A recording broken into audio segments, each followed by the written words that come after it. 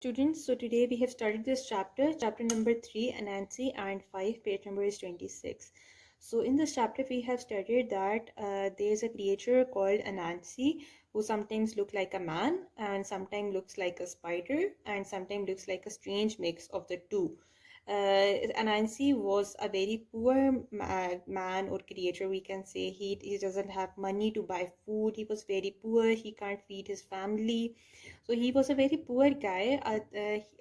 He had a neighbor called Five. She doesn't like her name at all. Whenever someone calls her Five, she got very much angry, and she just hate her name because people mostly get surprised and laugh when they hear her name. She doesn't like her name at all. So as we can see in this picture that Nancy is looking at Five, and what is Five doing? She is cooking in a big pot, and she's muttering and mumbling some magic words, magic spells. She's making a magic, and we can see the smoke of blue and green color coming out of this pot.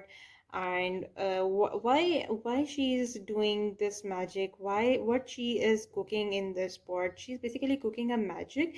And why she's cooking a magic? Because in the next page it is written that I curse anyone who says the word five to disappear forever. So what she was doing, that she was cooking a magic that anyone who calls her five should be disappeared forever. Should be disappeared forever, whoever calls her five.